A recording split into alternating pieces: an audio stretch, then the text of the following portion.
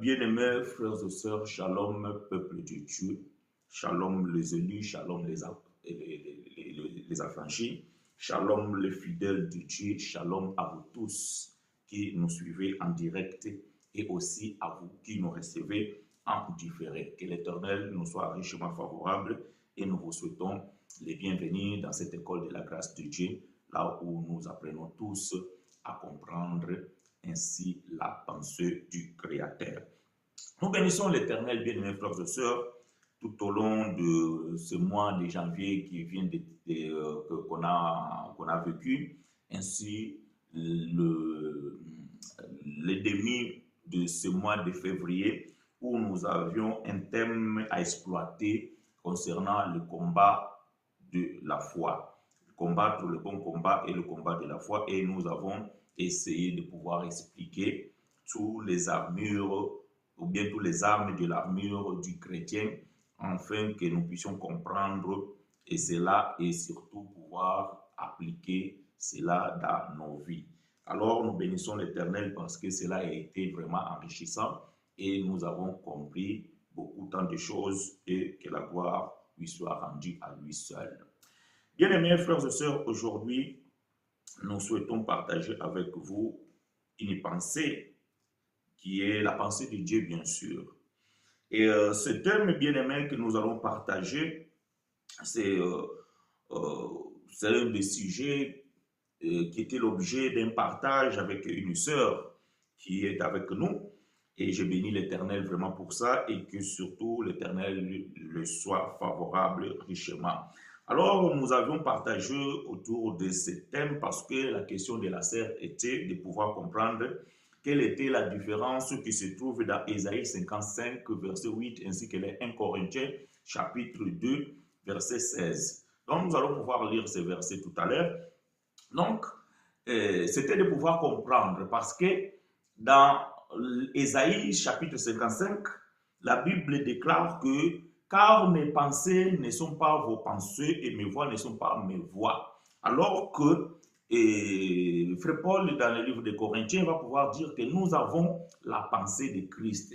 Alors la sœur voulait savoir quelle était la différence entre ces deux pensées ou bien ces deux passages, qu'est-ce que cela voudrait vraiment dire et pour nous, qu'est-ce que nous pouvons en tirer comme un bénéfice. Alors donc nous avons partagé rapidement autour de cela, bien que j'étais au travail, donc je n'ai pas pu bien exploiter tous les paramètres pour pouvoir bien expliquer la chose. Donc nous pensons qu'aujourd'hui nous allons pouvoir essayer d'aller un peu plus loin par rapport à ce que j'avais expliqué à la sœur. Alors, bien-aimés frères et sœurs, nous vous invitons de prendre vos Bibles et nous allons pouvoir ouvrir la Bible dans le livre de bien-aimé frère le prophète Ésaïe.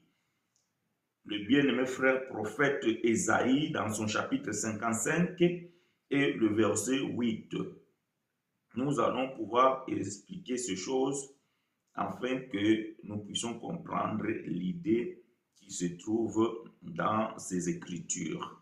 Ésaïe chapitre 58, chapitre 55, pardon, et le verset 8. Aidez-moi à écrire ces choses et que l'Éternel vous soit favorable.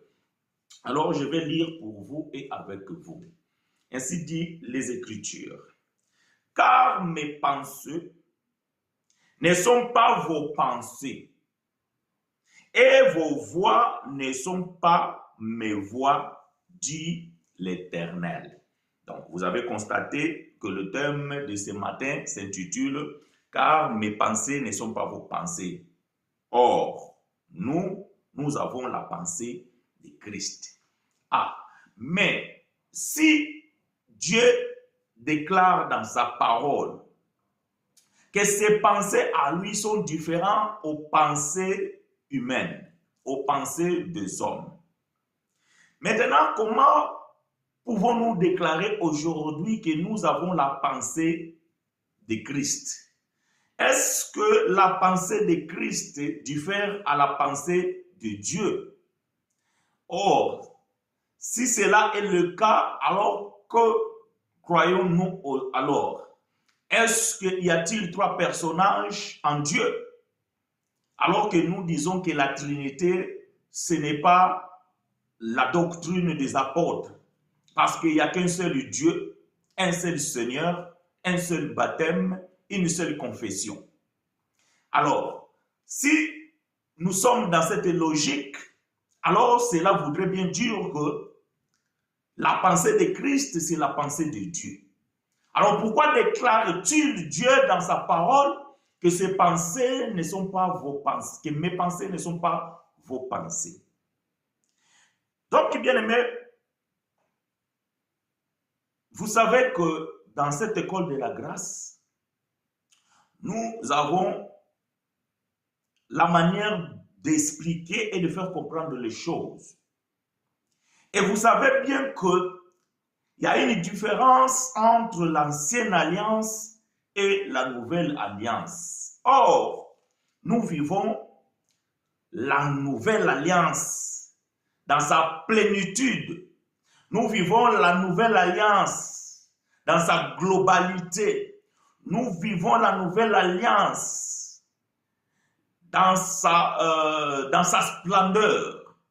Donc, la différence que nous avons avec l'ancienne et la nouvelle alliance, c'est cette excellence de la grâce. Voyez-vous?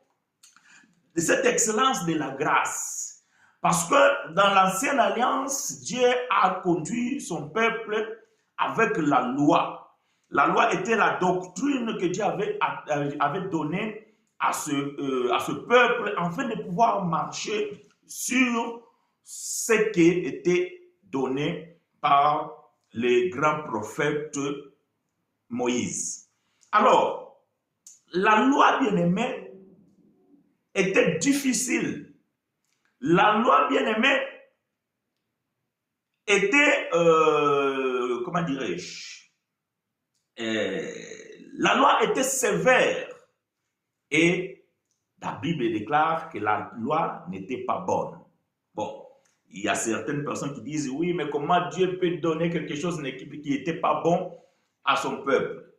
Donc, ça, c'est un autre débat. Nous ne sommes pas là, mais vous devez comprendre que la loi n'était pas bonne. Voilà pourquoi Paul va dire que si l'ancienne alliance était excellente, Dieu n'aurait pas besoin de pouvoir la changer. Mais si Dieu a changé cette alliance, c'est parce qu'elle n'était pas parfaite. C'est parce que cette alliance avait des imperfections. Voilà pourquoi Dieu a changé cette alliance pour nous donner une alliance excellente, une alliance parfaite. Et c'est cette alliance dont nous nous retrouvons qui est la nouvelle alliance. Or, dans l'ancienne alliance, l'homme n'avait pas la pensée de Dieu parce que l'homme était éloigné de Dieu. Voyez-vous? Parce que l'homme était éloigné de Dieu, étant donné qu'il ne pouvait pas accomplir la loi de Dieu, alors il était un transgresseur de cette loi. Écoutez ce que dit la Bible. Je vais chercher une écriture, je pense que c'est toujours dans le livre d'Ésaïe, je pense cette fois-ci, verset 59 ou 58. Accordez-moi 30 secondes, le temps que je le trouve. Voilà. Ésaïe 59, et nous allons lire les 3 premiers versets. La Bible dit ceci, Ésaïe 59, les 3 premiers versets, ça veut dire versets 1 à 3. Non, la main de l'Éternel n'est pas trop courte pour sauver, ni son oreille trop dure pour entendre. Mais ce sont vos crimes qui mettent une séparation entre vous et votre Dieu. Ce sont vos péchés qui vous cachent sa face et empêchent de vous écouter. Car vos mains sont souillées de sang et vos doigts de crimes. Vos lèvres profèrent les mensonges, votre langue fait entendre l'iniquité. Donc, bien-aimés, voyez-vous, l'ancienne alliance, bien-aimé, étant donné que la loi était dure et que personne ne pouvait l'accomplir dans sa totalité, alors les hommes sont devenus des transgresseurs de cette loi et par conséquent pécheurs. Parce qu'ainsi définit la Bible que le péché c'est la transgression de la loi et quiconque transgresse la loi de Dieu pêche. Donc, étant donné que ce peuple n'a pas pu obéir ou bien observer cette loi dans sa totalité, il se trouvait transgresseur de la loi de Dieu, par conséquent, un peuple péchereux. Et cela empêchait que le peuple s'approche de Dieu. Cela empêchait aussi que Dieu puisse agir, et cela, bien aimé, posait ou bien mettait une séparation entre Dieu et son peuple.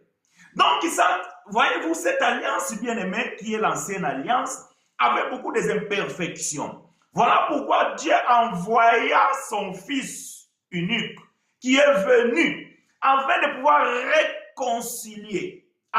Voilà pourquoi, bien aimé frère Paul va dire que nous avons le ministère de réconciliation.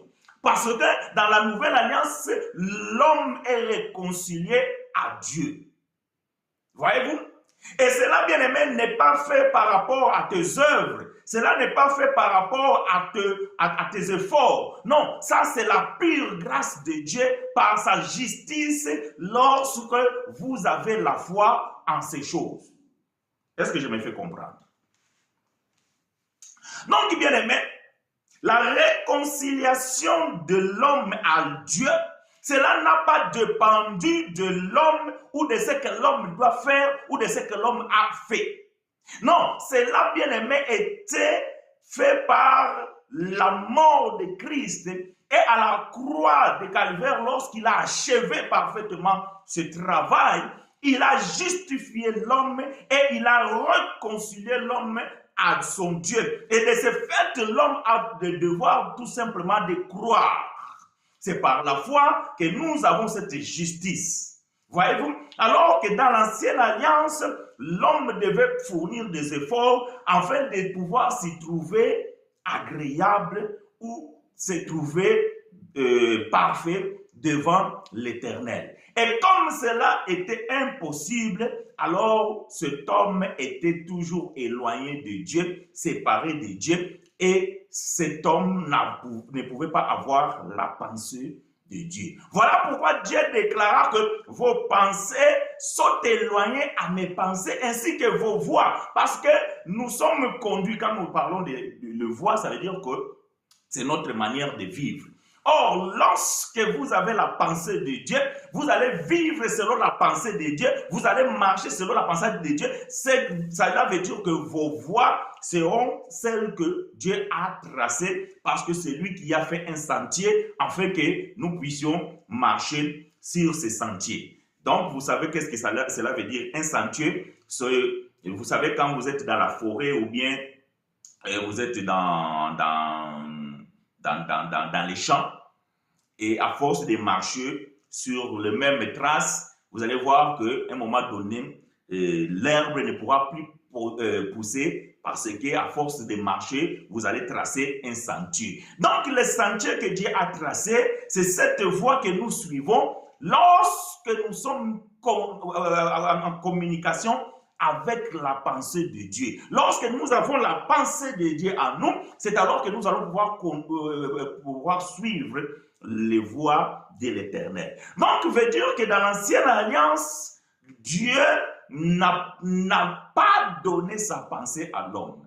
Et l'homme n'avait pas la pensée de Dieu, et les pensées de l'homme étaient éloignées de Dieu, parce que cet homme n'avait pas l'Esprit Saint en lui. Très important. Alors, j'espère que nous allons pouvoir expliquer ces choses avec beaucoup de détails et beaucoup de calme. Voyez-vous, bien-aimés? Alors, maintenant, la question dont nous avons à pouvoir expliquer ici, ce qui était la question de la sœur qui m'avait soumis cette question, elle m'a donné plutôt le 1 Corinthiens chapitre 2, verset 16. Donc, ça, c'est ce que nous allons pouvoir exploiter. Donc, lisons 1 Corinthiens, chapitre 2, verset 16. Ainsi, dit les Écritures, 1 Corinthiens, chapitre 2, verset 16. Car Qui a connu la pensée du Seigneur pour l'instruire? Question. Ça, c'est Paul qui pose la question. Qui a connu la pensée du Seigneur pour l'instruire? Or, nous avons la pensée de Christ. J'aime ça. Voyez-vous, donc, bien-aimé frère Paul pose une question. Qui a connu la pensée du Seigneur pour l'instruire? Mais Paul dit que, or, nous avons la pensée de Christ. Donc, j'ai dit que la pensée de Christ ne diffère pas à la pensée de Dieu parce que la pensée de Christ, c'est la pensée de Dieu. Donc, si nous avons la pensée de Christ, c'est que la pensée de Dieu, ce sont nos pensées.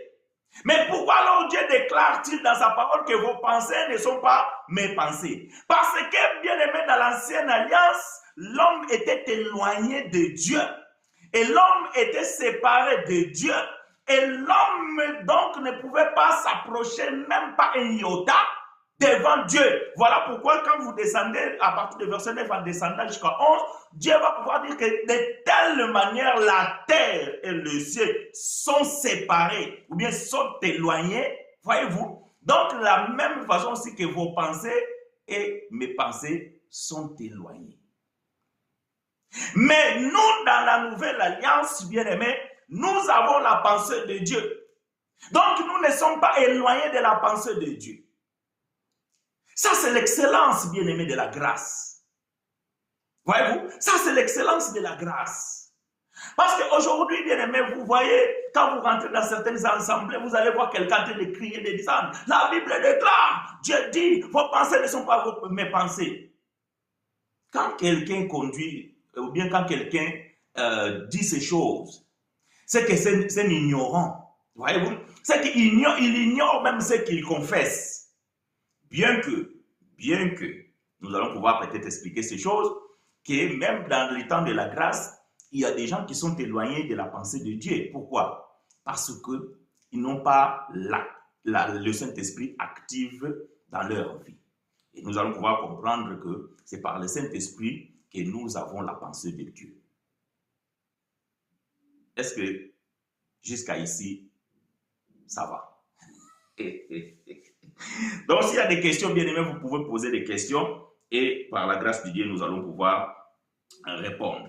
Alors, vous devez comprendre, bien aimés, que dans l'ancienne alliance, le Saint-Esprit n'était pas permanent. Voyez-vous? Le Saint-Esprit n'était pas permanent. Le Saint-Esprit, Dieu accordait cela à un homme ou bien à quelqu'un, voire même à une femme, afin de pouvoir rentrer dans le ministère. OK? Afin de pouvoir rentrer dans le ministère ou afin de pouvoir accomplir le dessein de l'Éternel. Mais, après un temps, lorsque la mission que Dieu avait confiée à cet homme eut fin, Dieu retirait son Saint-Esprit. Ou, lorsque la personne que Dieu avait donné le Saint-Esprit désobéissait à la volonté de Dieu, Dieu aussi retirait son Saint-Esprit. Donc, dans la Bible, nous avons des exemples.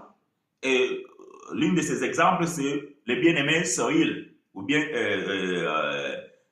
Saul, non, c'est Saül, le premier roi d'Israël.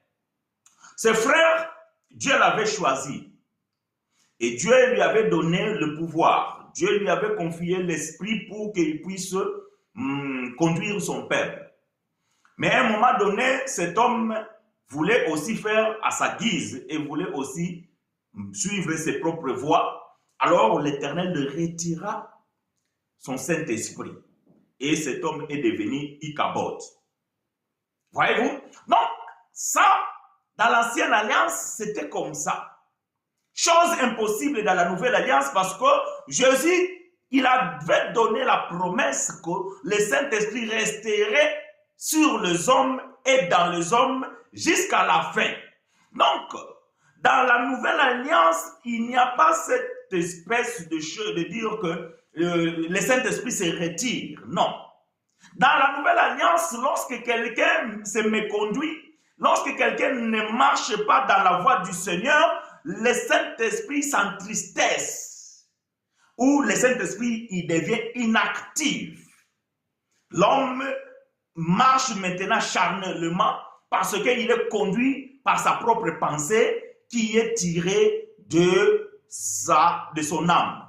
Donc, nous avons vu cela un peu dimanche passé lorsque nous avons pu parler de ces choses.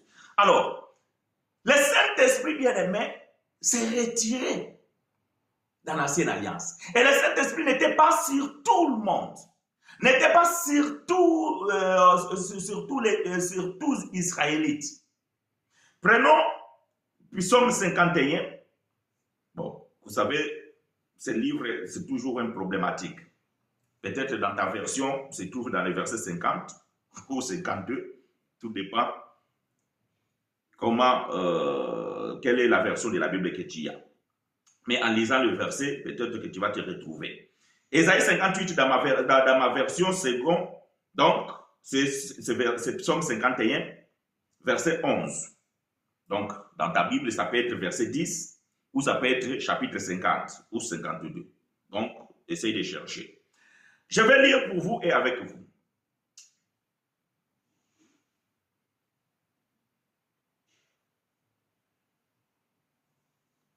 Ésaïe 51, 11. Ne me rejette pas loin de ta face. Ça, c'est David qui parle. Ne me rejette pas loin de ta face. C'est que Dieu rejetait les hommes. C'est que Dieu rejetait ses serviteurs. Lorsqu'il ne marchait pas, lorsqu'il désobéissait, lorsqu'il n'accomplissait pas ce qui était la pensée de Dieu. Alors David dit, ne me rejette pas loin de ta face, ne me retire pas ton Esprit Saint. Ah, c'est que Dieu pouvait retirer son Esprit Saint. Voyez-vous? C'est que Dieu pouvait retirer son Esprit Saint. Voilà pourquoi le psalmiste dit ici que ne me rejette pas devant ta face et ne me retire pas ton Esprit Saint. Ça, c'était dans l'ancienne alliance. Mais dans la nouvelle alliance, bien aimé, les enfants de Dieu, ils ont le Saint-Esprit. Et l'Esprit ne peut pas se retirer en nous. Mais l'Esprit, bien aimé, il peut s'endormir. Il peut s'entrister. Il peut se retrouver inactif. Parce que nous ne marchons pas selon les voies de l'Éternel. Est-ce que c'est clair? Donc, nous comprenons bien aimé que pour avoir la pensée de Christ, qui est la pensée de Dieu, il faut que nous soyons en harmonie avec la voix de Dieu. Afin que l'esprit, parce que bien aimé, c'est l'esprit qui connaît l'Esprit de Dieu. Prenons l'écriture. Nous sommes dans le livre de Romains. Romains chapitre 8, verset 26 à 27. Romains chapitre 8, verset 26 à 27. Que l'Éternel vous soit favorable.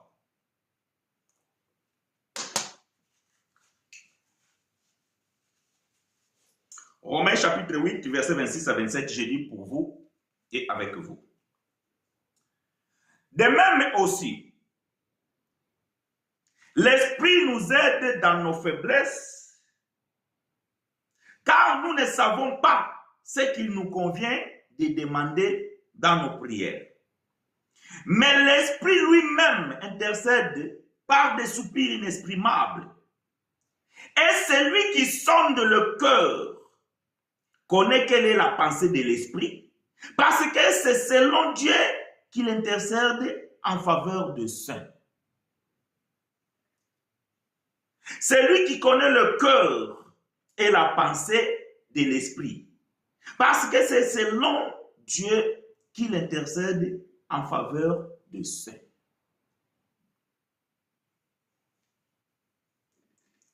Voyez-vous,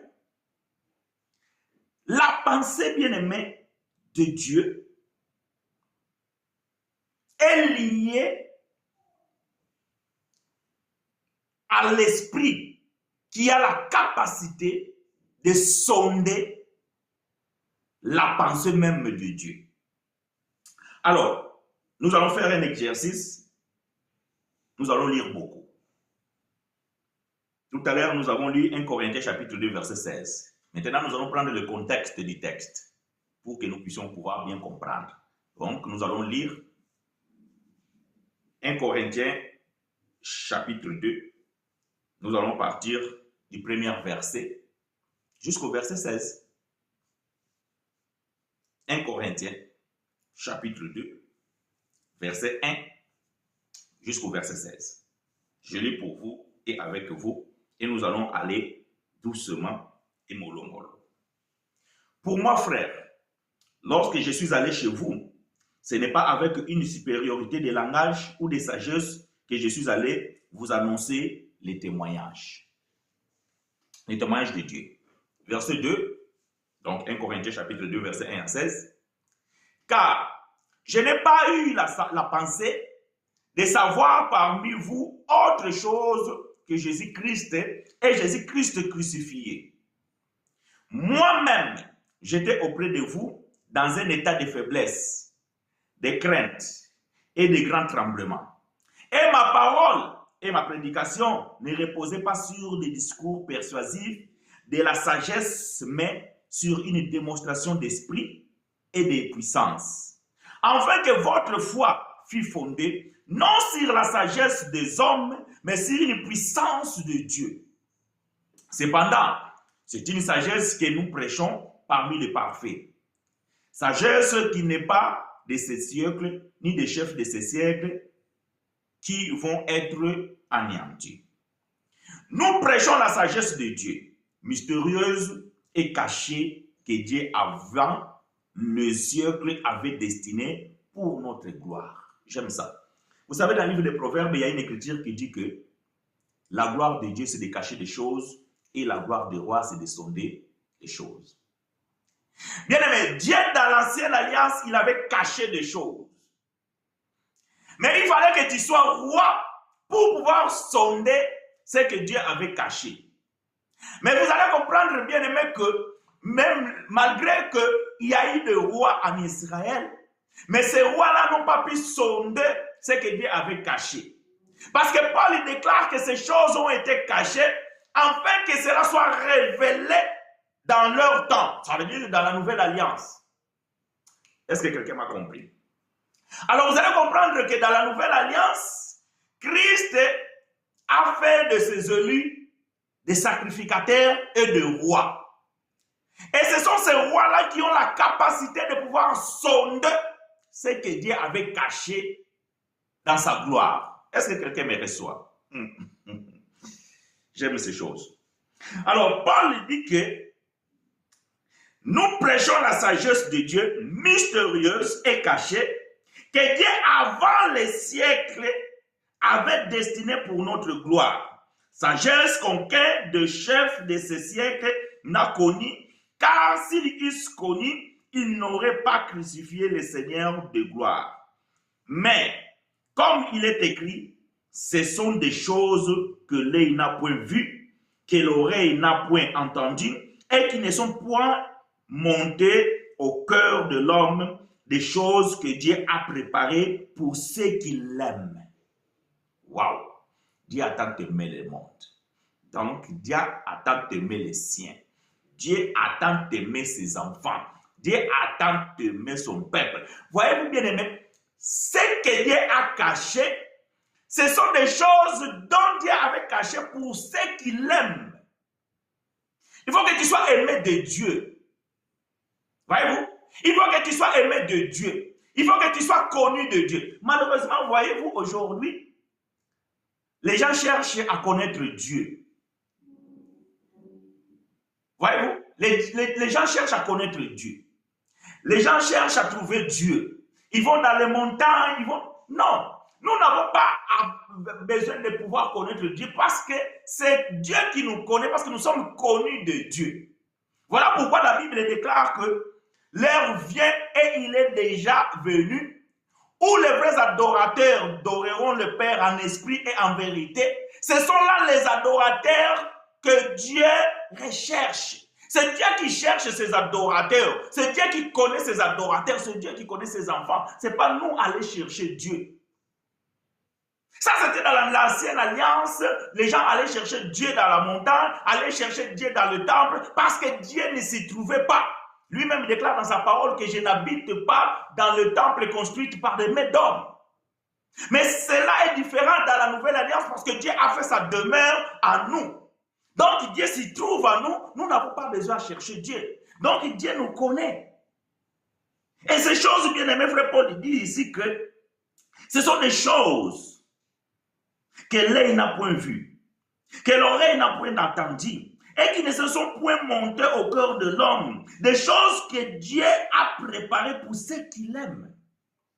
Quand tu es aimé de Dieu, bien aimé, Dieu doit te révéler des choses. Dieu doit te dire, Dieu doit te parler. Mais le seul moyen dont Dieu puisse rentrer en communication avec toi, c'est l'esprit. Voilà pourquoi, bien aimé, nous disons que quand nous n'avons pas, ou bien quand le Saint-Esprit n'est pas actif, quand le Saint-Esprit n'opère pas en nous, il est tellement compliqué de pouvoir comprendre la pensée de Dieu. Il est tellement compliqué de pouvoir avoir la pensée de Dieu. Et il est tellement compliqué de pouvoir marcher dans la voie de l'Éternel.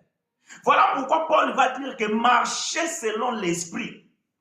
Parce que quelqu'un qui marche selon l'Esprit, bien aimé, c'est l'Esprit, voyez-vous, qui vient en contact à ton... Le Saint-Esprit vient en contact avec l'Esprit de l'homme. Et il rend témoignage à ton esprit que tu es un enfant de Dieu. Est-ce que tu as déjà reçu ce témoignage? Parce qu'il y a beaucoup de gens, ils sont là, ils se revendiquent être des enfants de Dieu, mais ils n'ont jamais reçu ce témoignage dans leur cœur. Ils n'ont jamais reçu ce témoignage dans leur esprit qu'ils sont des enfants de Dieu. Ils se cherchent encore. Ils se cherchent encore. Bien, il faut prêter ton oreille et apprendre à écouter la voix de Dieu. Souvent, nous avons l'habitude de pouvoir parler, de pouvoir demander, mais nous n'avons pas le temps de pouvoir écouter la voix de Dieu.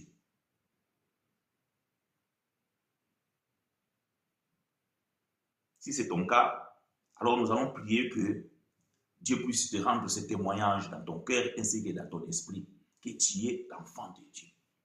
Et quand tu reçois ce témoignage que tu es l'enfant de Dieu, bien-aimé, tu dois marcher dans la crainte de l'Éternel. Ah, tu dois marcher dans la crainte de l'Éternel, bien-aimé.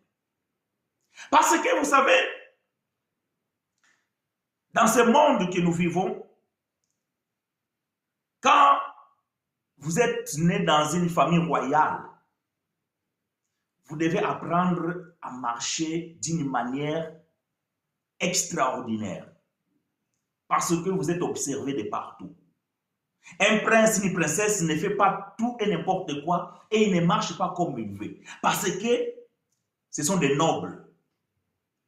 Or, nous avons les princes des princes. Nous sommes des enfants des rois des rois. Nous sommes des princes et des princesses. Quand vous avez ce témoignage, bien aimé, vous devez marcher dans la crainte de l'Éternel. Parce que vous craignez que votre témoignage salisse la royauté. Voyez-vous, les princes de ce monde, les princesses de ce monde, quand ils marchent, tout ce qu'ils font, c'est sculpter. Donc il y a même des gens qui sont là pour pouvoir les observer, pour pouvoir les dire ce qu'il faut faire, ce qu'il ne faut pas faire, parce qu'ils ne peuvent pas salir la noblesse, ils ne peuvent pas salir le royaume. Mais toi, tu te revendiques être enfant de Dieu, Mais quand on te regarde comme ça, les gens même se moquent de Dieu que toi tu confesses dans ta bouche. Parce que tu ne reflètes pas. Tu ne reflètes pas cette princesse, ce prince. Voyez-vous?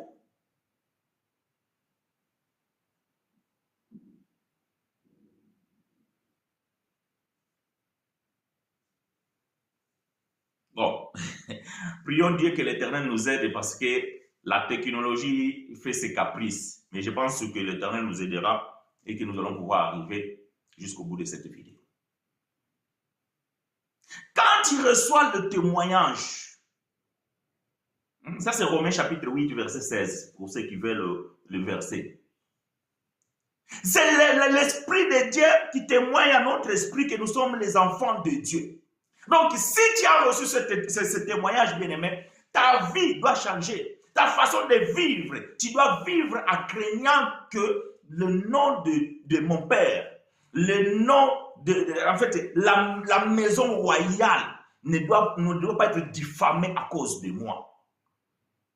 Mais aujourd'hui, quand on voit des gens qui s'appellent, qui se nomment chrétiens, quand on voit les gens qui prétendent être des élus, les enfants de Dieu, leur marche, leur comportement, leur façon de parler, leur façon de s'habiller, leur façon de... Donc, bien aimé, il n'y a rien qui reflète qui sont les gens du palais royal. Il n'y a rien qui reflète qui sont des gens de la noblessité. Je ne sais pas si ce terme existe en français.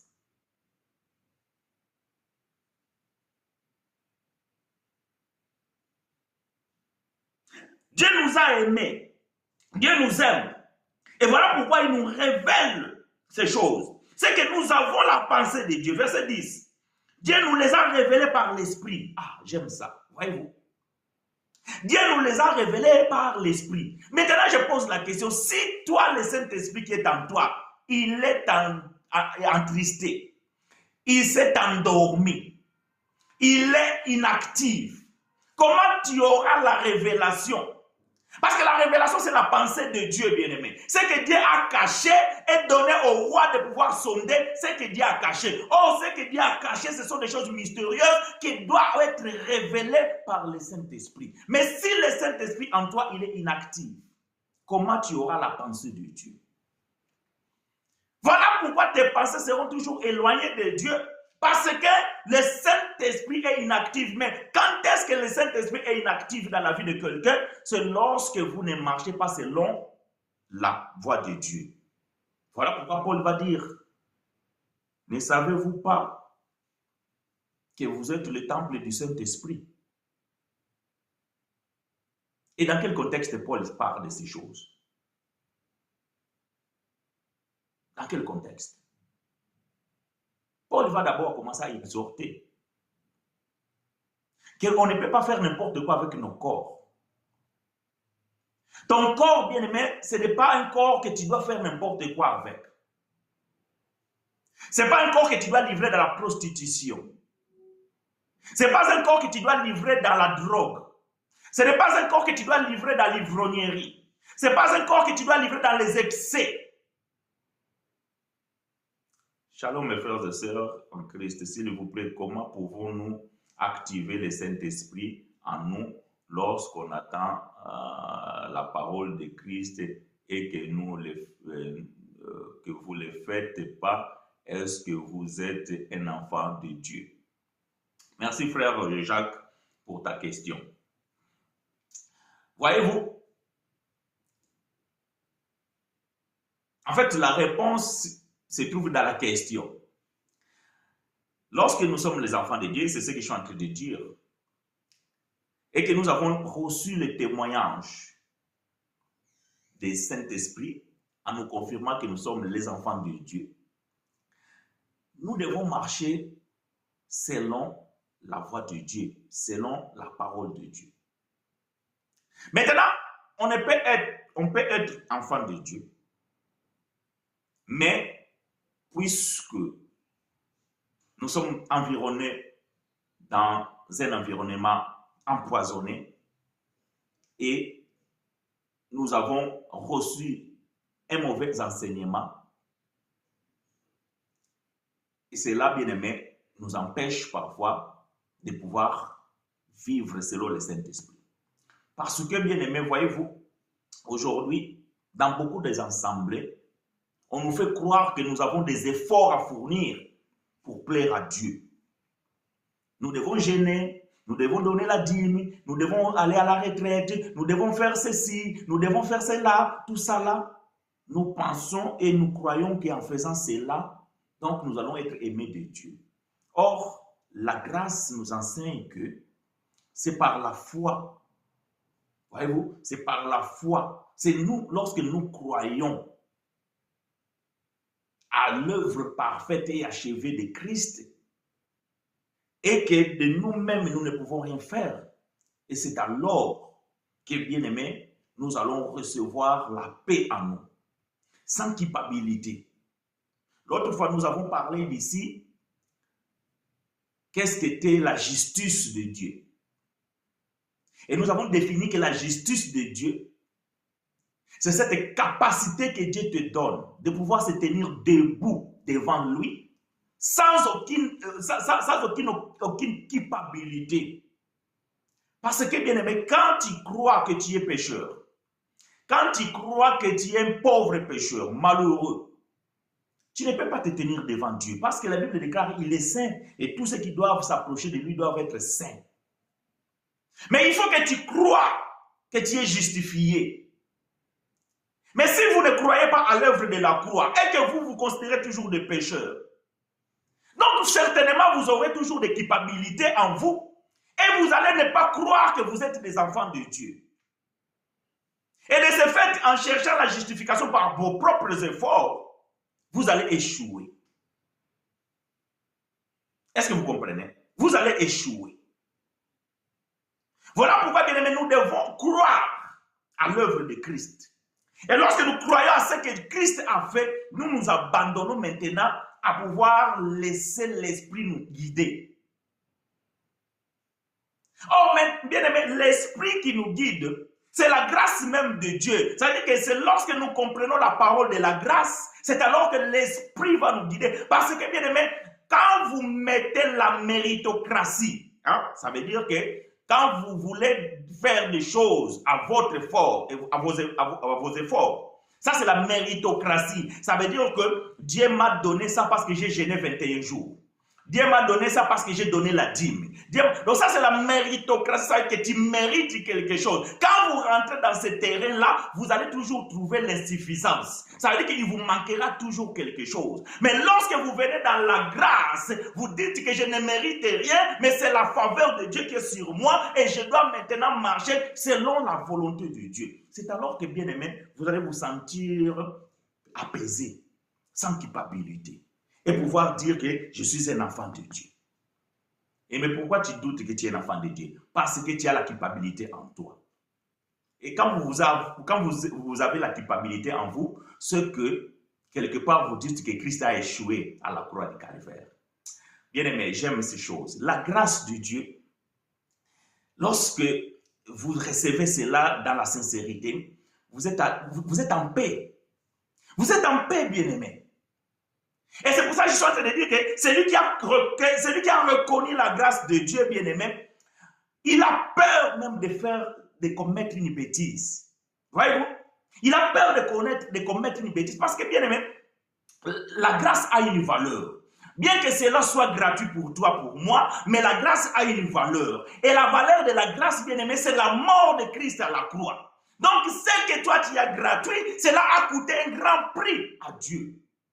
Est-ce que tu me reçois? Cela a coûté un grand prix à Dieu. Dès lors que tu comprends la valeur de la grâce, bien aimé, tu ne peux pas marcher en foulant la grâce de Dieu sous tes pieds. Or, quand tu marches dans la désobéissance, quand tu marches dans la vie de partageant, tu es en train de fouler la grâce de Dieu sous tes pieds. Parce que, bien aimé, ce que Dieu a donné pour que toi tu sois dans la grâce a de la valeur inestimable.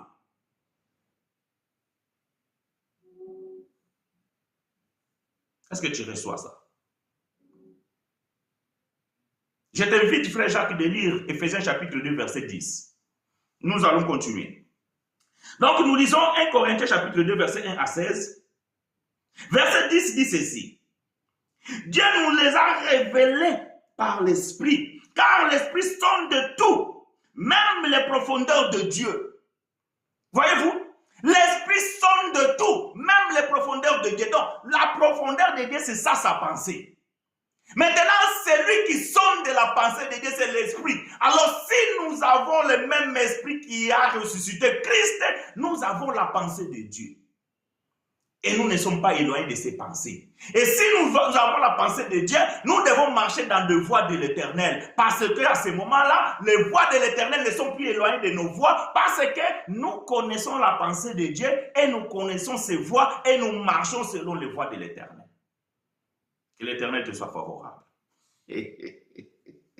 J'aime ces choses. Est-ce que quelqu'un me reçoit?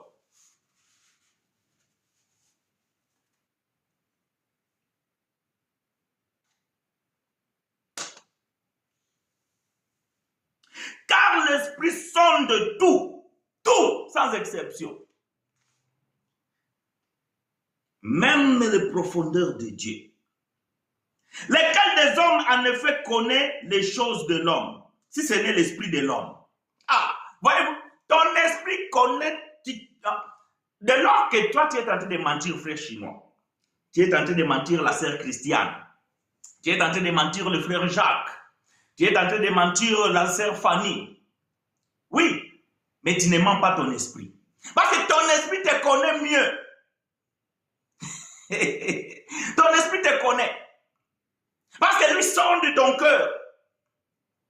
Même si ta bouche dit d'autres choses, mais ton cœur, l'esprit sait ce qui est dans ton cœur.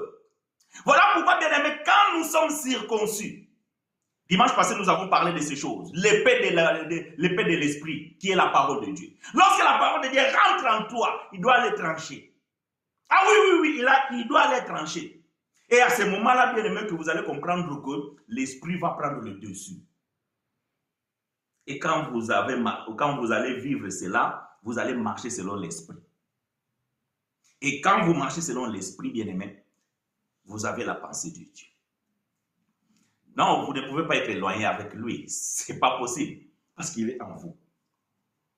C'est pour ça que je dis dans l'ancienne alliance, la pensée de Dieu était éloignée à celle des hommes. Parce que Dieu n'habitait pas dans le cœur des hommes. Mais dans la nouvelle alliance, Dieu a trouvé sa demeure. Donc, ça veut dire que moi, avec mon cœur, on n'est pas séparés. Quand je dis mon cœur à moi. Mais Dieu n'habite pas dans le cœur organe. Ok? Vous devez comprendre ces choses. Je ne peux pas m'éloigner de Dieu et Dieu ne peut pas s'éloigner de moi parce qu'il a trouvé sa demeure en moi. Donc, de ce fait, je connais la pensée de Dieu. Parce que c'est même lui qui me conduit. Parce que je suis laissé conduire par l'esprit, pas par la chair, pas par mon âme, mais par mon esprit. Et je connais la pensée de Dieu. Et si je connais la pensée de Dieu, je connais la voix de Dieu. Je connais les voies de Dieu. Les voies ici, les chemins, pas la voix audible, non. Les chemins, les directives de Dieu. Et lorsque je connais les directives de Dieu, bien aimé, je suis obligé de marcher selon ces directives. Autrement, je suis un désobéissant. Nous avons des enfants dans la maison, lorsque nous donnons des règles et que les enfants ne respectent pas ces règles, ce sont des obéissants. Et parfois, nous les punissons. Pareil, Dieu il a établi des règles dont nous devons respecter. Dieu a établi des voies dont nous devons passer. Et quand vous ne voulez pas marcher sur les voies de l'Éternel et que vous voulez marcher sur d'autres voies, vous aurez des conséquences. À ce moment-là, donc, tes voies seront éloignées des voies de Dieu et tes pensées seront éloignées des pensées de Dieu. Or, non, ce n'est pas ce que nous devons avoir. Donc, lesquels des hommes, en effet, connaissent les choses de l'homme, si ce n'est l'esprit de l'homme qui est en lui. De même, personne ne connaît les choses de Dieu, si ce n'est l'esprit de Dieu. Voyez-vous? Donc, celui qui connaît l'esprit de Dieu, la pensée de Dieu, c'est Dieu. La pensée de Dieu, c'est l'esprit. Maintenant, si nous savons cet esprit, si nous sommes en communion avec cet esprit, c'est que nous aussi, nous connaissons la pensée de Dieu. C'est que nous aussi, nous connaissons la voix de Dieu. Et pourquoi alors un enfant de Dieu marche dans des voies obscures? Est-ce que ces voies obscures, ce sont les voies de Dieu? Non, Dieu est lumière. Dieu est lumière. Vous savez, bien aimé, dans notre milieu aujourd'hui, il y a beaucoup des hypocrites. Il y a beaucoup des hypocrites. Ils se font voir comme si ce sont des saints. Ils se font voir comme si ce sont des fidèles. Ils se font voir... Donc, quand ils parlent, vous savez, moi, parfois, je discute avec beaucoup de gens. Quand on parle comme ça, tu comprends que non, cette personne, voilà. Mais quand tu connais les témoignages de la personne, tu dis, mais il me prend pour qui? Vous savez, pour certains, on est des amis sur des réseaux sociaux. Et parfois, je regarde ce que vous postez. Ça me rend triste, en fait. Ça me rend triste. Je dis, mais comment un enfant de Dieu, comment un élu de Dieu peut prendre le plaisir à partager ce genre de choses? Vous comprenez? Il y a des choses, il y a des frères, il y a des sœurs, quand vous les croisez dans l'assemblée, ils sont bien habillés. Et quand vous rentrez dans leurs réseaux sociaux, vous posez même des questions, en fait, je suis en train de voir deux personnes, quoi. Voyez-vous? Les contrastes est frappante. Ça, c'est l'hypocrisie. Mais quand vous faites ça, c'est que vous faites ça pourquoi? Pour plaire aux hommes. Bien aimé, non. Moi, je dis aux gens, vous savez, moi, je suis un homme, mais je suis tellement trop ouvert. Et je dis aux gens que la sincérité, c'est quelque chose de très important. En fait, comment l'expliquer? Ton toi, hein? Ton toi, ça veut dire que, comment dirais-je? Donc, être soi-même, quoi. Voyez-vous, être soi-même. Parce que il y a tellement beaucoup de gens qui portent la peau d'agneau. En fait, ce sont des loups. Voyez-vous, ce sont des loups. Et quand vous faites cela, bien aimé, il y a un moment donné, vous ne pouvez plus supporter parce que votre nature, elle va se manifester. Parce qu'un loup, bien aimé, elle peut porter la peau d'agneau ou bien la peau de brebis. Mais vous savez quoi? Le soir. C'est le soir où la véritable identité de loup se révèle. Vous savez pourquoi? Parce que une brebis, un agneau, pendant la journée, il mange l'herbe. Mais ce qu'il mange là, ça ne va pas dans l'estomac, ça va dans la panse. Et le soir, vous allez voir ces animaux, ils ne dorment pas. Et vous allez comprendre, ils sont en train de marcher. Tu te poses la question, mais qu'est-ce qu'ils sont en train de faire? En fait, ils sont en train de ruminer ce qu'ils ont emmagasiné durant la journée. Parce que, en fait, la journée, c'est comme s'il faut des récoltes. Voyez-vous, à y mettre dans les réserves. Maintenant, le soir, ils vont déguster. Maintenant, ils vont sentir le goût de l'herbe. Donc, il faut commencer. Et à ce moment-là, le loup qui était déguisé au milieu d'eux, il ne comprend plus rien. Il se dit, mais je suis où là? Qu'est-ce qui se passe? Et là, les autres vont regarder, ils vont dire, oh, celui-là, c'est un suspect. Parce que, comment ça fait que lui, il ne rumine pas? On commence à te suspecter. Oui, parce que, bien aimé, tu as forcé la nature.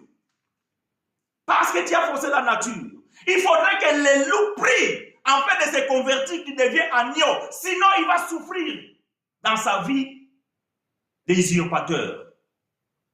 Et il y en a beaucoup qui sont des usurpateurs d'identité chrétienne. Mais quand vous voyez leur vie, leur comportement, plus que la pourriture. Vous savez, aujourd'hui, bien aimés, nous sommes pollués avec les réseaux sociaux. Nous sommes pollués avec les réseaux sociaux. Nous devons faire beaucoup d'attention. Nous devons faire beaucoup d'attention. Nous devons avoir la capacité de tamiser, donc de choisir des choses qui nous conviennent et rejeter ce qui ne nous convient pas. Vous ne pouvez pas partager tout et n'importe quoi. Vous êtes en train de chercher parce qu'ils ont dit que là ils ont posté la nudité d'un homme. Et tout le monde cherche à taper. Mais vous cherchez quoi? Vous cherchez quoi?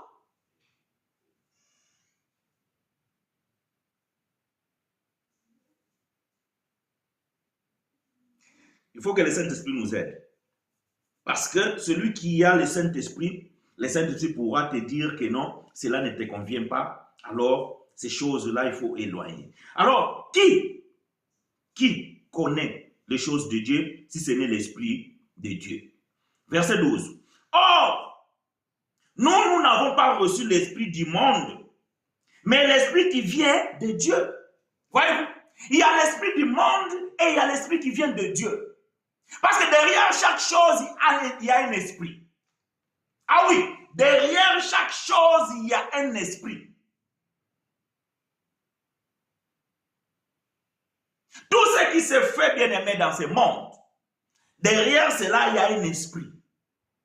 Maintenant, quand tu prends la chose pour l'utiliser, si tu n'as pas l'esprit qui vient de Dieu, bien aimé, tu seras dominé par l'esprit qui vient de cette chose. Ok, est-ce que vous comprenez? Parce que nous ne pouvons pas ignorer ce que nous vivons comme réalité. Je suis en train de parler, vous êtes en train de me suivre sur quoi? Sur vos téléphones. Sur un réseau qui est réseau Facebook. Donc, pendant ces moments, moi et vous, nous sommes en train d'utiliser quelque chose qui est bien et méchant. Je ne sais pas, voilà la technologie, voyez-vous. Donc, à peine je suis en train de parler de ces choses, mais vous devez comprendre qu'il y a certaines choses, bien aimées, qu'on ne peut pas parler, qu'on ne peut pas dire, parce qu'on est censuré, parce que, voilà, les gens qui sont derrière toutes ces choses-là, parfois, il y a des choses qui les dérangent. J'étais en train de dire que,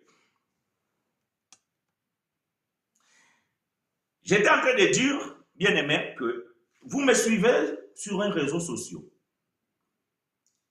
Ces mêmes réseaux sociaux peuvent aussi être exploités négativement. Voyez-vous? Peuvent aussi être exploités négativement. Mais nous en faisons un usage utile. Pourquoi? Parce que ce que nous faisons ici, c'est quelque chose que nous sommes conduits par l'Esprit de Dieu. Et à ce moment, nous prenons le dessus de l'esprit qui est derrière cette invention. Voyez-vous? Mais si, bien aimé, vous n'avez pas l'esprit de Dieu qui prend dessus de cela, donc vous allez être influencé par l'esprit qui est derrière cette technologie. Par l'esprit que celui qui a fait cela avait. Est-ce que vous comprenez?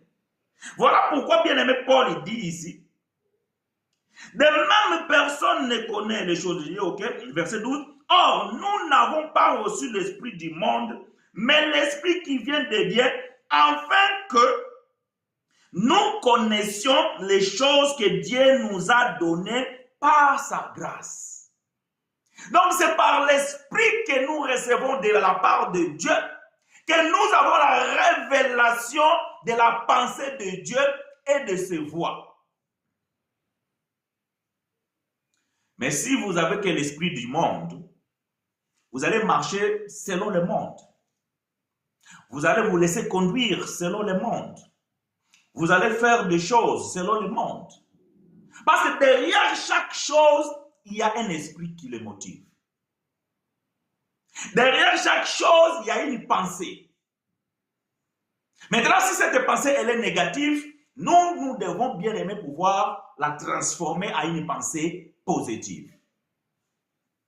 Pouvons-nous dire que les hommes de Dieu qui guérissent les gens par l'eau bénie et le sel ont-ils l'esprit de Christ ou du monde? tout en utilisant le nom de Jésus-Christ. Frère Jacques, l'obédit, comment tu l'appelles ça? L'eau bénie, les sels, toutes ces choses-là ne peuvent pas guérir. Soit la personne est marabout, donc à ce moment-là, il est tenté de vous marabouter.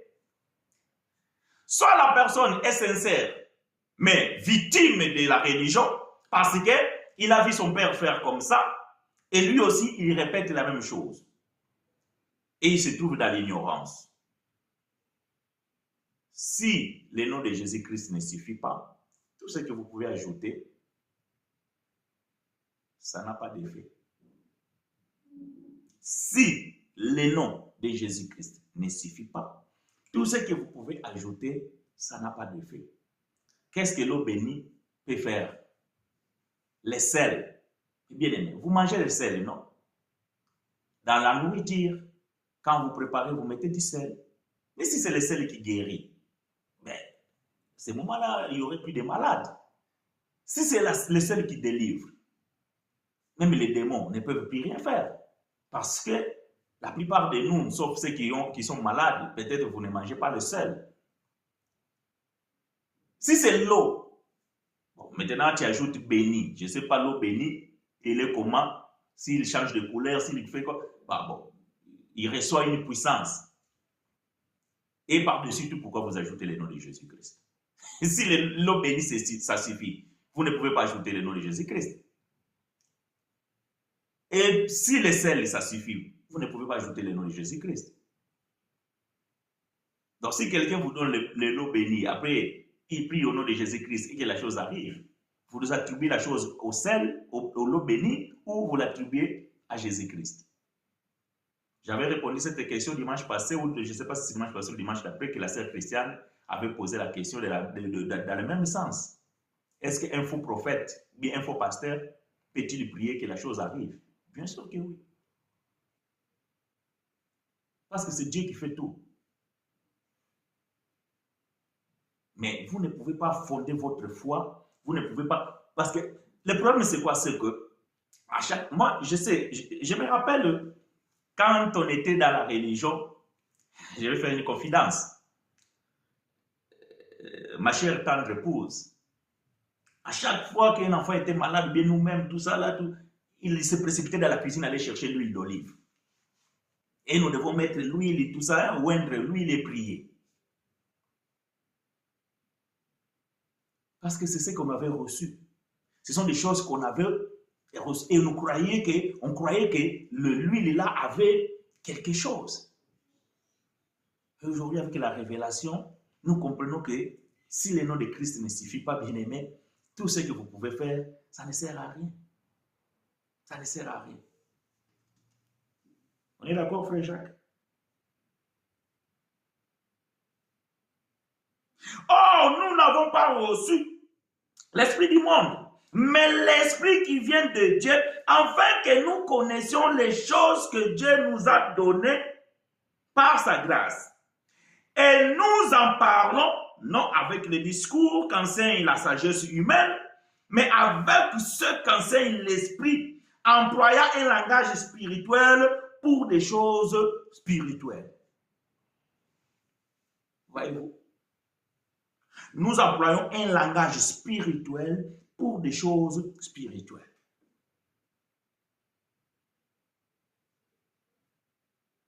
Il y a des choses bien aimées. Quand vous l'employez, quand vous le comprenez, vous devez le comprendre d'abord dans l'esprit. Parce que l'esprit, c'est le monde invisible. Or, Hébreux chapitre 11, verset 3 dit que tout ce qui existe a d'abord existé en esprit, donc dans l'invisible. De même aussi, bien aimé, tout ce que nous voyons là aujourd'hui, ce sont des choses aussi qui sont animées par un esprit. Parce que ça a d'abord été créé en invisible. De sorte que, bien aimé, même quand vous utilisez quelque chose qui amène des francs-maçons, voyez-vous? Parce que les gens qui font certaines choses, peut-être certaines voitures que nous utilisons, même peut-être certains réseaux sociaux, ce sont peut-être des gens occultes. Ce sont des gens qui sont dans des mondes,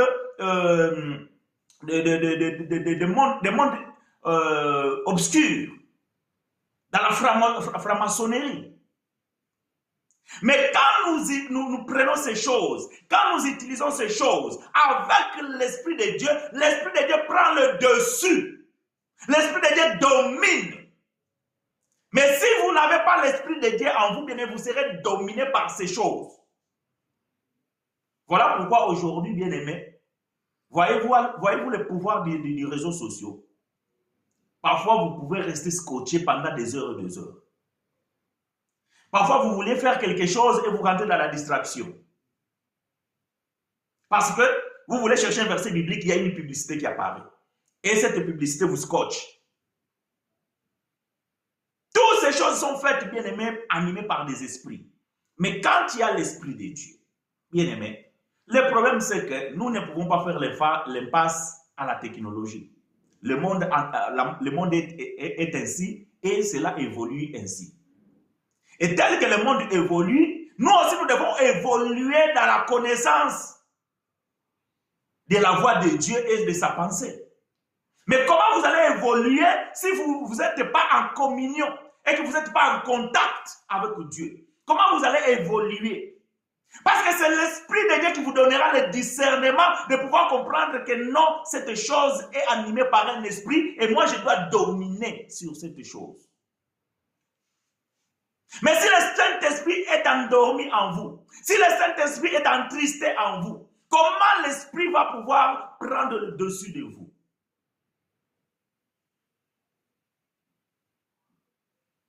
Devant une situation, vous devez avoir la conviction de pouvoir fuir ou de pouvoir affronter. C'est l'Esprit qui doit vous animer.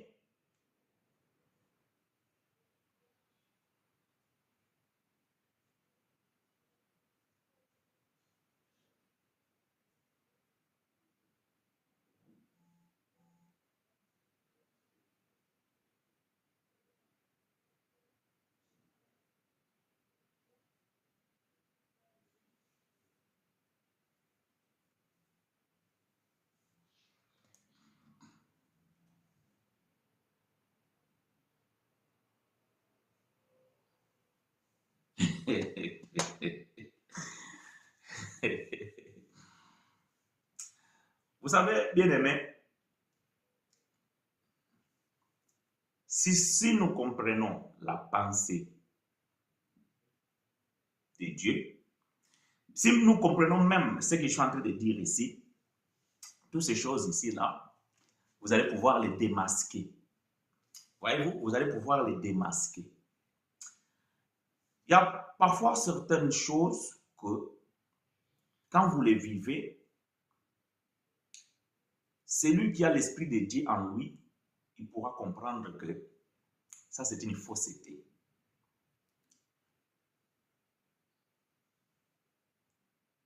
Peut-être que, bon, par rapport à l'âge de chacun de nous, il y a des choses que certains ont vécues que les autres n'ont pas vécues. Mais je vais simplifier la chose. Toutes ces choses que nous voyons aujourd'hui, il y a, je ne sais pas, dans la semaine comme ça, la sœur Mireille m'avait montré une vidéo d'un certain nombre de dieux qu'on appelait Béniim, en train de faire ce que le frère est en train de décrire là. T'es ah, les gens tombent là-bas. On les relève, la personne tombe. La personne tombe. Mais en fait, toutes ces choses bien aimées, c'est des choses qui ont commencé au XXe siècle. C'est des choses qui ont commencé au XXe siècle. Posons-nous la question. Quand est-ce que le Saint-Esprit est venu dans le monde? Les premières personnes à faire l'expérience, de la présence du Saint-Esprit, ce sont les apôtres. Ce sont les disciples. Et les apôtres ont vécu presque 40 ans dans leur ministère avant qu'ils commencent à mourir les uns après les autres. Ils ont prié, ils ont prêché. Pourquoi ces choses n'étaient pas là?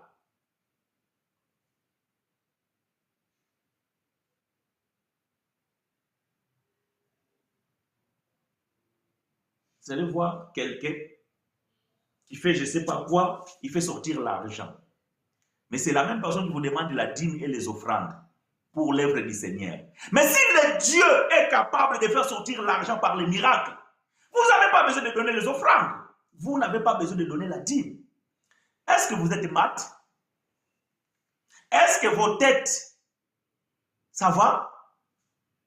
Si lui est capable de faire ça, mais pourquoi donner les offrandes? Pourquoi donner la dîme? Pour l'avancement de l'œuvre de qui? De Dieu. Si Dieu est capable de faire des miracles, de faire produire l'argent par votre pasteur, par votre prophète. Ils veulent vous impressionner. Moi, je dis ces choses à la connaissance de cause. J'étais aux Pays-Bas. Il y avait un homme qui venait de l'Angola, un apôtre puissant et tout. Il est venu dans un séminaire. Il a commencé à prêcher. Après un temps comme ça, il commence à faire l'appel. Les gens, ils sont passés devant. Il commence à prier.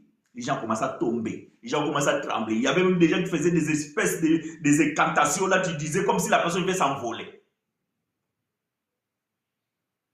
À l'époque, il n'y avait pas de réseaux sociaux. Voyez-vous, il n'y avait pas de réseaux sociaux. Parce que c'était dans l'année 2002 ou 2003. Mais nous avions filmé les séminaires. À l'époque, c'était des cassettes, comment on les appelait, HS, je ne sais pas comment, les bandes vidéo. On a filmé. Après, on a reproduit celui qui voulait, tout ça là, pour regarder chez lui et tout. Après, cet homme, il est allé en Belgique faire aussi une autre campagne. Là-bas aussi, ils ont filmé. Et nous avons reçu ces vidéos. Et à notre grand étonnement, les mêmes images, les mêmes figures, les mêmes personnes qui tombaient dans l'assemblée où nous étions, c'est les mêmes personnes qui aussi ont tombé là-bas. Et nous avons compris que c'était un clic, un groupe qui accompagnait cet homme comme des inconnus, comme des invités, alors qu'ils se connaissaient. Et dans chaque campagne, il ramassait de l'argent. Et je me rappelle même, celui qui était le pasteur dans l'assemblée là où j'étais, par ce mouvement-là d'influence, il avait offert sa propre voiture à cet homme-là. Et c'était une voiture à l'époque, parce qu'il venait d'Angola. À l'époque, ces voitures en Angola, donc c'était top. Et dans la même campagne, il a distribué 10 enveloppes. Pour ceux qui avaient des problèmes de papier, tout ça, il va prier pour eux. Il faut mettre 100 €. Or, les 10 enveloppes correspondaient à 1000 € qui étaient les prix pour fréter la voiture pour aller en Angola. Et je peux vous dire aujourd'hui, sous contrôle de ma femme, cet homme, il est toujours jusqu'à aujourd'hui ici en Europe, mais il est devenu un comédien. Pour ne pas dire un aventurier. Vous savez bien aimer les miracles, c'est pour les incrédules. J'ai partagé avec un serviteur dans la semaine et on a parlé de ces choses. Les miracles, bien aimés, c'est pour les incrédules. Ce n'est pas pour les enfants de Dieu. Les miracles, c'est pour les incrédules. Aucun enfant de Dieu authentique va croire à Dieu parce qu'il a vu quelqu'un qui vient de tomber. Aucun enfant de Dieu va croire parce qu'il a vu quelqu'un qui est en train de parler dans la bouche de quelqu'un. Jamais. Les miracles, c'est pour les incrédules. Vous savez, je vais ouvrir une parenthèse rapidement.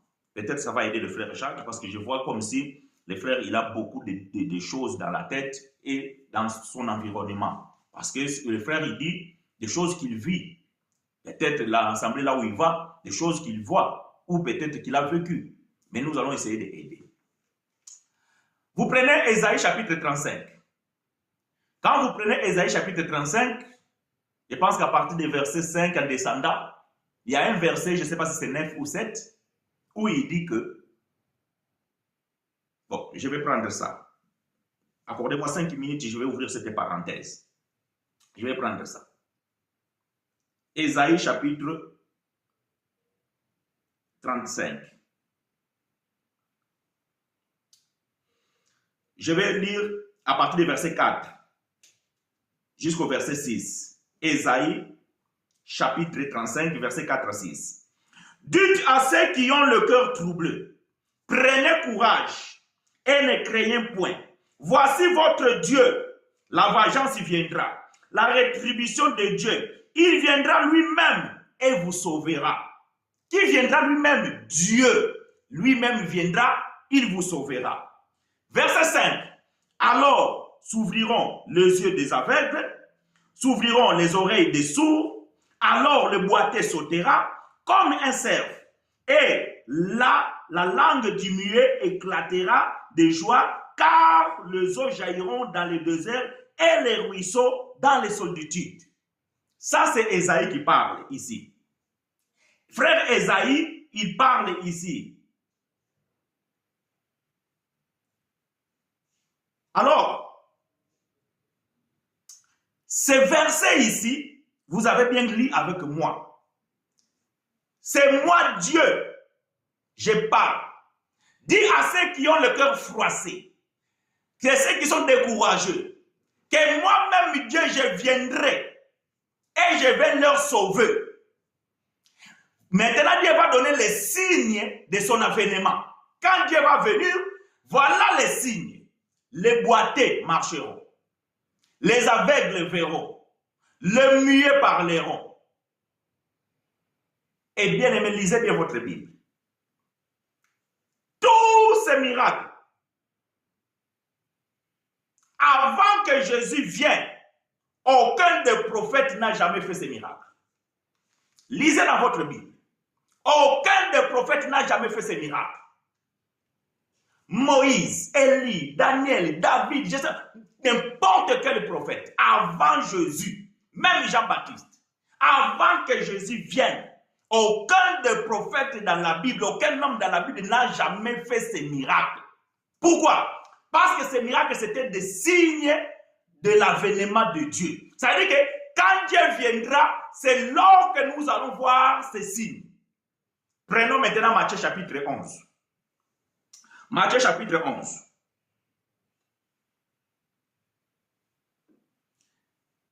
À partir du verset 1.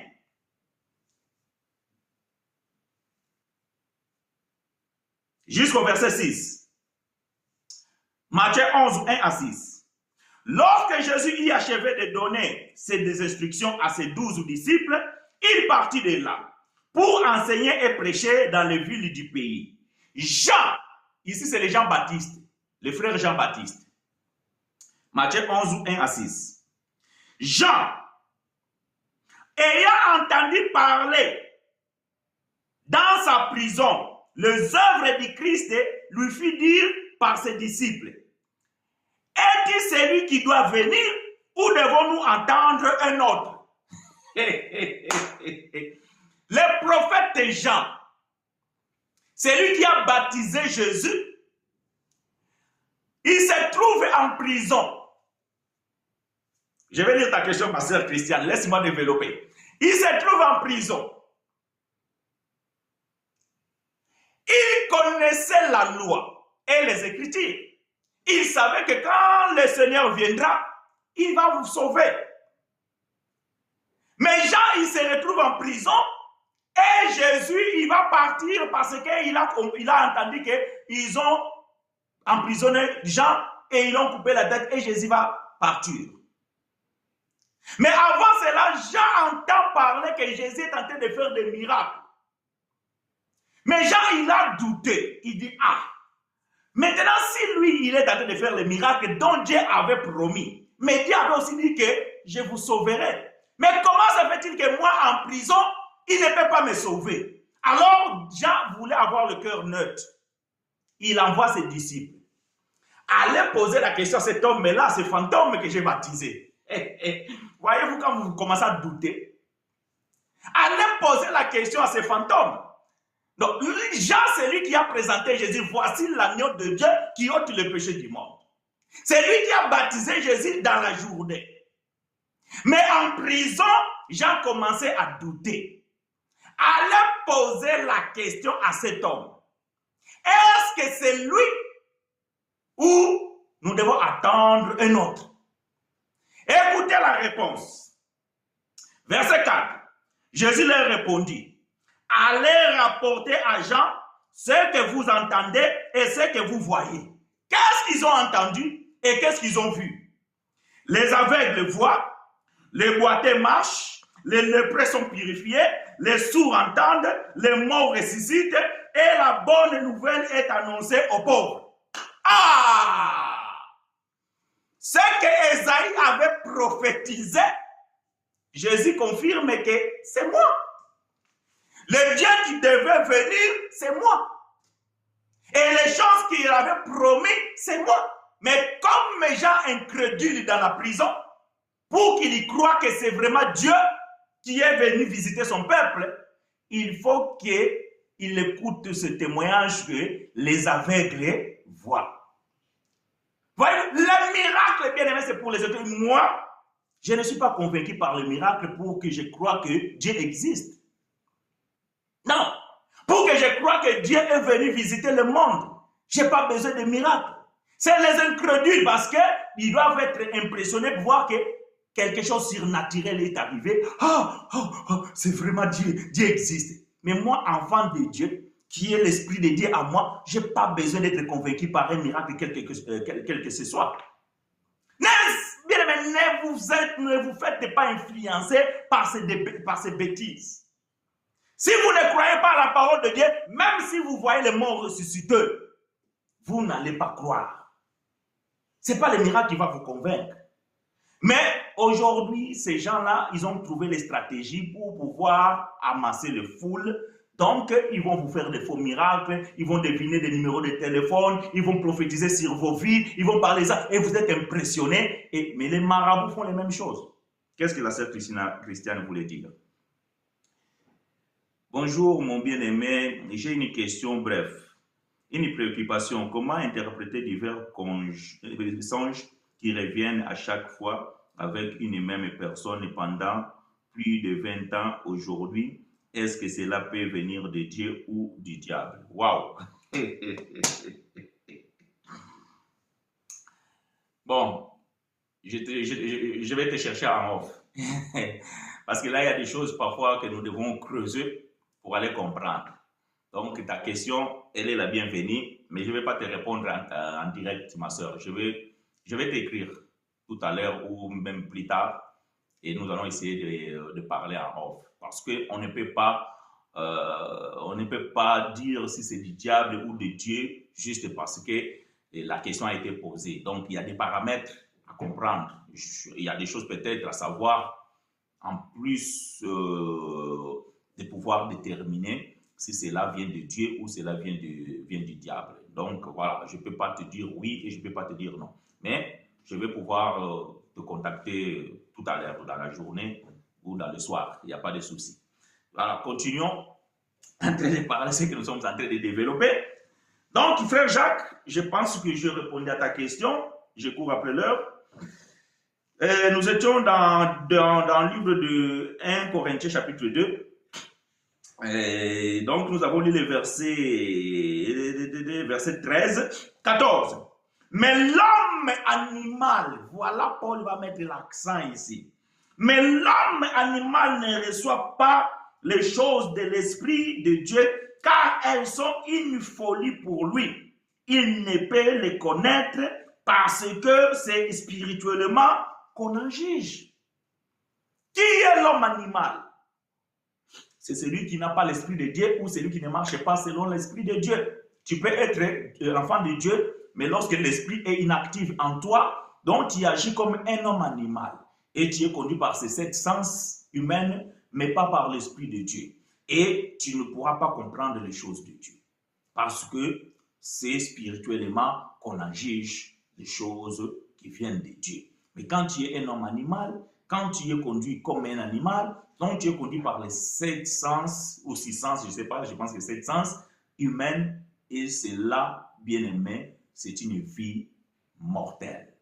Alors, l'homme spirituel, verset 15, l'homme spirituel, au contraire, juge de tout et il n'est lui-même jugé par personne. Verset 16, donc c'était la question de la sœur. Car qui a connu la pensée du Seigneur pour l'instruire? Or, nous avons la pensée de Christ. Voyez-vous, nous avons la pensée de Christ. Et Dieu nous a donné la capacité d'aller sonder ce qu'il avait caché. La gloire de Dieu, c'est de cacher des choses. La gloire du roi, c'est de pouvoir sonder ces choses. Et il a fait de nous des rois et des sacrificateurs pour sa gloire. Donc, étant sacrificateurs et rois, nous avons la capacité de sonder ce que Dieu avait caché, parce que, animés par le même esprit, nous pouvons sonder la pensée de Dieu. Et si nous marchons selon ses voies, parce que, en connaissant la pensée de Dieu, nous connaissons la voie de Dieu. Donc, bien-aimés, ces choses sont tellement très importantes à pouvoir comprendre. Je vais pouvoir lire quelques lignes, quelques versets ici avec vous. Romains chapitre 11, verset 34. C'est une citation d'Ésaïe 40 et quelques que Paul avait repris. Donc, Romains chapitre 11, verset 34.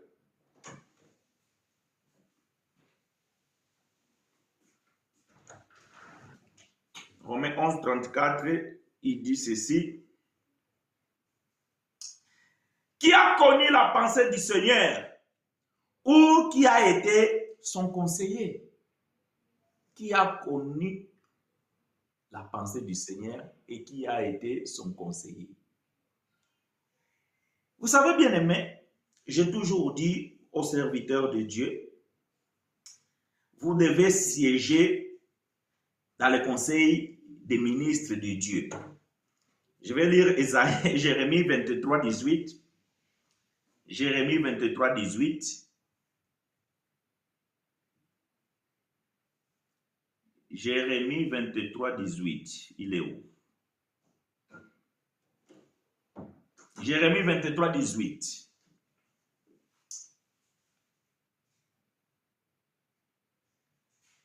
Qui donc assistait au conseil de l'Éternel pour écouter sa parole?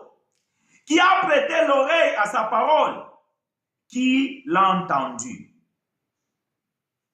Qui donc a assisté au conseil de l'Éternel pour écouter sa parole? Qui a prêté l'oreille à sa parole? Qui l'a entendu? Ça, c'est la question que Dieu pose. Mais nous, dans la nouvelle alliance, les ministres, les 5 ministères, l'apôtre, le pasteur, l'évangéliste, le prophète, le docteur. Quand tu es appelé de Dieu, tu dois siéger au conseil des ministres avec Dieu afin de pouvoir écouter les directives et sa parole afin de pouvoir venir administrer cela au peuple de Dieu. Maintenant, si tu n'assistes pas dans le conseil des ministres de Dieu, tu vas nous communiquer ta pensée parce que tu ne sièges pas dans le conseil des ministres de Dieu. Mais quand tu es ministre de Dieu, tu dois recevoir la pensée du Créateur et c'est ce que tu dois communiquer. Cela est très important. Donc, un homme de Dieu, il a une intimité avec le Seigneur. Il écoute la voix du Seigneur. Il entend la parole de Dieu. Il entend la pensée de Dieu. Il communique la pensée de Dieu. Et la Bible déclare, Dieu parle tantôt d'une manière, tantôt d'une autre. Mais celui qui a les oreilles pour entendre, il entend. Voilà, bien-aimés frères et sœurs, que Dieu de gloire nous soit favorable. Nous allons pouvoir prier.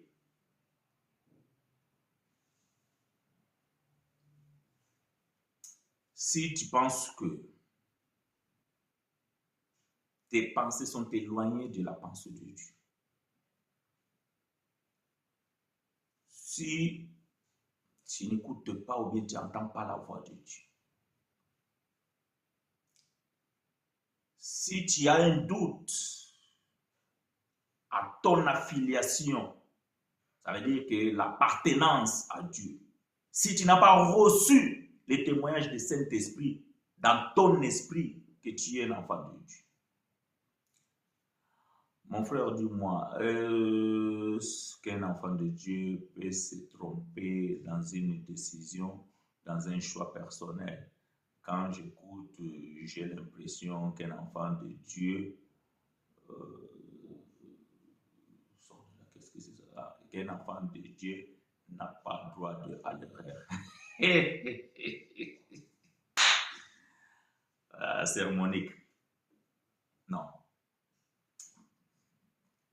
Pourquoi un enfant de Dieu n'a pas le droit à l'erreur? Non. On est des humains. Il faut comprendre une chose. Peut-être qu'il faut que nous expliquions encore les choses bien expliquées, bien expliquées.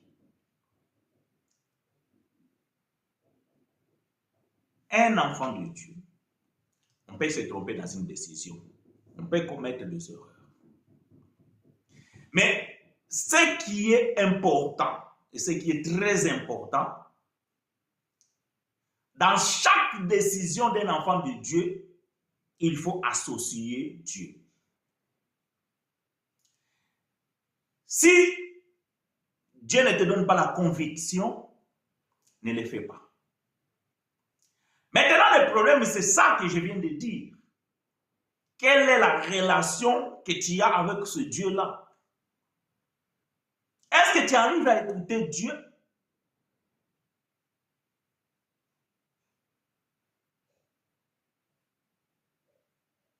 Bon, la sœur Christiane, il a un chéri. Est-ce que tu arrives à écouter Dieu?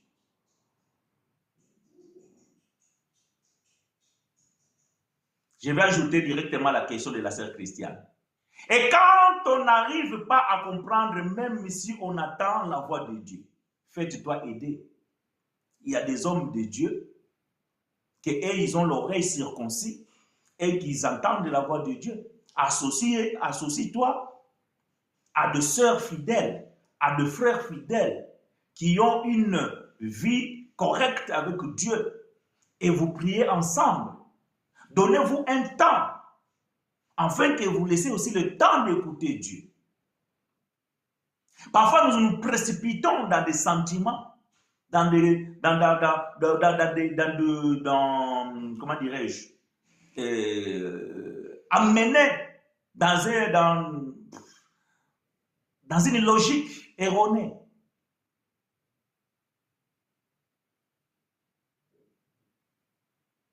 Il faut prendre le temps. Vous savez, bon, je n'ai pas beaucoup de temps, je vais dire quelque chose de rapide. C'est un témoignage, bien que je ne suis pas trop adepte des témoignages parce que chacun de nous vit son expérience. Mais parfois, cela peut aider quelqu'un à pouvoir comprendre des choses. Moi, j'avais une prière que j'ai demandé à Dieu concernant l'épouse de ma vie. Et j'avais donné 10 critères. Et j'avais dit, Dieu, si je trouve 7 critères dans cette personne, alors je saurai que c'est la bonne. Et quand j'ai prié, j'ai donné les détails, Il y a même des frères qui peuvent témoigner, donc ces choses, ils savent, ils me connaissent. On m'appelait même d'aventurier parce que parfois quand on prie à voix haute, donc on dit des choses, les gens disent, mais c'est frère, et donc il est presque... Non, je ne suis pas fou. Je ne suis pas fou parce que je ne vais pas me tromper. Donc, j'associe Dieu dans mon choix.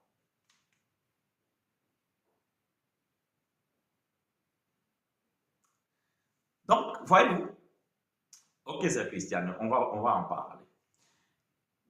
Et lorsque Dieu m'a montré la personne, et donc j'ai vu la personne, j'ai abordé la personne et j'ai compris, j'ai cherché les critères et j'en ai trouvé des critères dont j'avais demandé à Dieu. Et ma décision, elle était prise.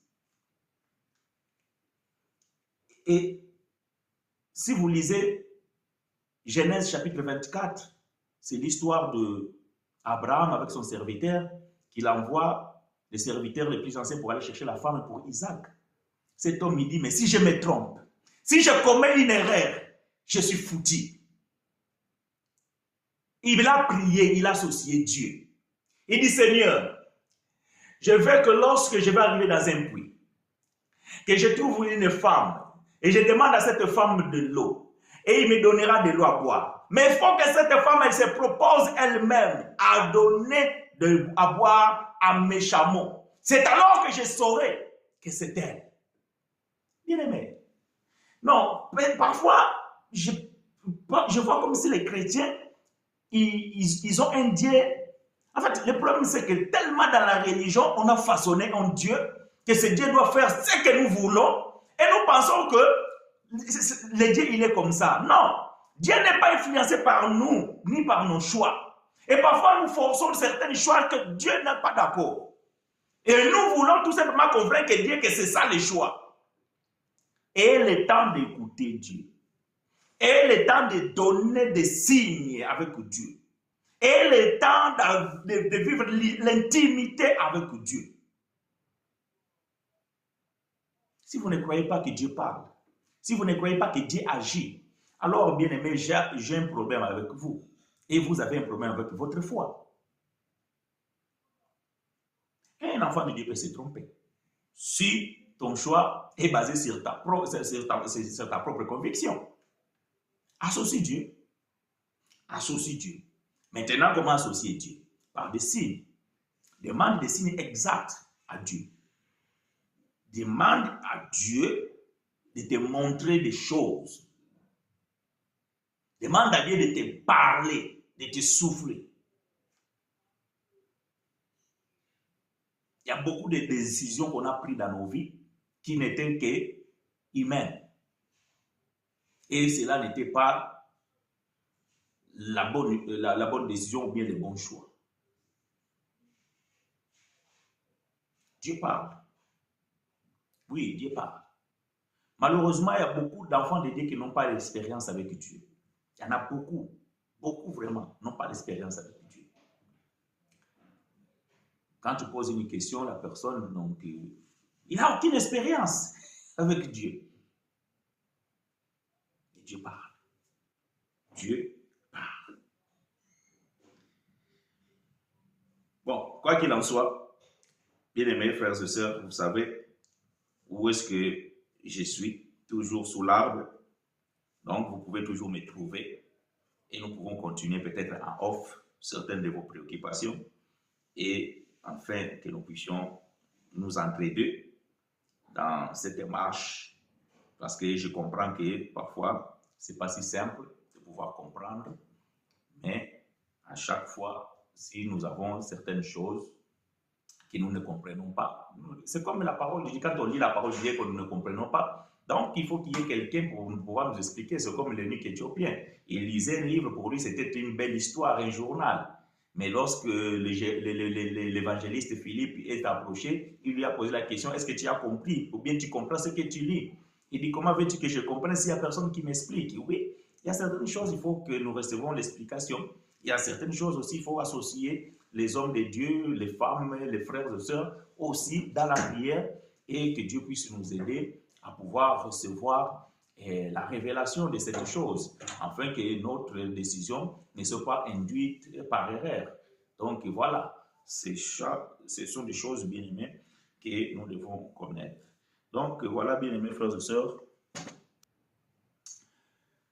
Voilà, bien aimés frères et sœurs. Nous prenons congé de vous. Tout au long de la semaine, continuez à faire de bonnes œuvres. Priez sans cesse, tout en rendant grâce à Dieu en toutes circonstances et en tout lieu. D'ici là, nous vous donnons rendez-vous dimanche prochain, même heure et même lieu.